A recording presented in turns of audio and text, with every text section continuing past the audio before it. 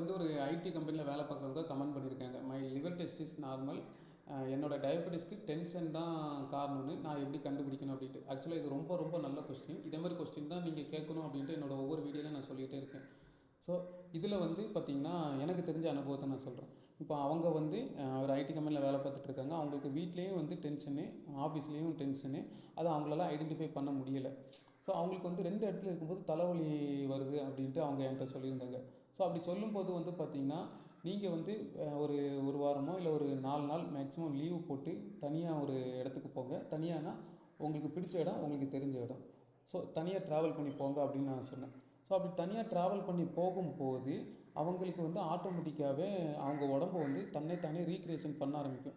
So அவங்க தனியாக travel பண்ணும்போது அதுக்கு அப்போ ஒரு ப்ளட் டெஸ்ட் எடுத்துங்க. ஒரு 5 நாள்லேருந்து 7 நாள் தனியாக இருந்துட்டு சந்தோஷமாக இருந்துட்டு மறுபடியும் வாங்க. வரும்போது அப்போ ஒரு டெஸ்ட் எடுங்க. ஆட்டோமேட்டிக்காக உங்கள் 2 டெஸ்ட்டுக்குமே வித்தியாசம் இருக்கும்.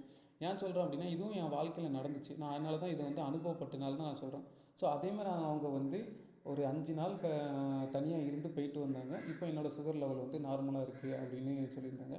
ஸோ இந்த இடைப்பட்ட 5 நாளில் என்ன நடக்கும் அப்படின்ட்டு நான் சொல்கிறேன். என்னென்னா, ஸோ உங்களுக்கு ஆஃபீஸ்லேயும் மன அழுத்தம், வீட்லேயும் மன அழுத்தம்னு வைங்களேன். அதை உங்களால் ஐடென்டிஃபை பண்ண முடியலன்னா, நீங்கள் வெளியே நீங்கள் ட்ராவல் பண்ணுங்கன்னு சொல்கிறேன்னா, ட்ராவல் பண்ணும்போது புது புது ஆளுங்களை பார்ப்பீங்க.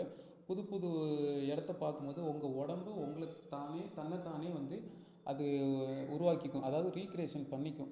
ஸோ உங்கள் மனசு வந்து பார்த்திங்கன்னா எப்போவுமே சந்தோஷத்தை மட்டும்தான் தேடுமே தவிர நமக்கு யார் டென்ஷன் பண்ணுறா, நமக்கு யார் டிப்ரெஷன் கொடுக்குறாங்கிறத வந்து தேடாது.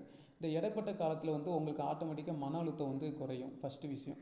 2வது, மன அழுத்தம் குறையும் போது உங்கள் ஆட்டோமேட்டிக்காக ப்ரெஷர் வந்து கம்மியாகி சந்தோஷமாக இருக்கிறதுக்கான சிம்டம்ஸ் வந்து உருவாக்க ஸ்டார்ட் பண்ணும். ஆட்டோமேட்டிக்காக ஸ்டார்ட் பண்ணிடும். ஓகேவா? 3வது வந்து பார்த்திங்கன்னா, இது முக்கியமான பாயிண்ட்டு. உங்கள் மனசு வந்து சந்தோஷத்தை தேடும்போது உங்களுக்கு யார் டென்ஷன் கொடுக்குறா, உங்களுக்கு யார் தொந்தரவு கொடுக்குறா, மன உளைச்சல் கொடுக்குறா, அதை எப்படி சரி பண்ணலாங்கிறத 3வது நாள் வந்து உங்கள் உள்ளுணர்வு வந்து ஆட்டோமேட்டிக்காக மூளைக்கு வந்து சிக்னல் கொடுக்க ஸ்டார்ட் பண்ணிடும். ஸோ இந்த 3 நாளில் உங்களுக்கு இவ்வளோ விஷயம் நடக்கும். 4வது நாள்லேருந்து உங்களுக்கு சந்தோஷம் வந்து வர ஆரம்பிச்சிடும். சந்தோஷமாக நீங்கள் எதுனாலும் சாப்பிடுவீங்க.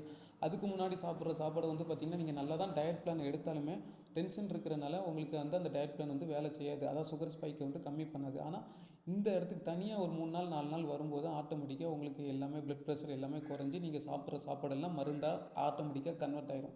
ஸோ இந்த கன்வர்சேஷனுக்காக தான் ஒரு 3 நாள்லேருந்து 5 நாள் நீங்கள் தனியாக ட்ராவல் பண்ணி சந்தோஷமாக இருங்க. பிடிச்சவங்ககிட்ட பேசிவிட்டு சந்தோஷமாக இருங்கன்னு சொல்லி இப்போ அவங்களுக்கு வந்து பார்த்திங்கன்னா சுகர் வந்து நார்மல் ஆகிடுச்சு.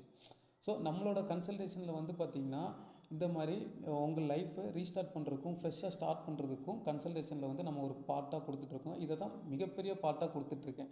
கடைசியாக தான் டயட் பிளானுக்குள்ளே நான் கொண்டு வரேங்க. அது இதே மாதிரி யூஸ்ஃபுல்லான வீடியோக்கு நம்மளோட ஃபாலோ பண்ணிவிடுங்க. டயபெட்டிஸ்க்கு டயட் பண்ணி வெயிட் லாஸ் வெயிட் கெயினுக்கு ஸ்க்ரீனில் என்னோட நம்பர் கொடுக்குறேன்.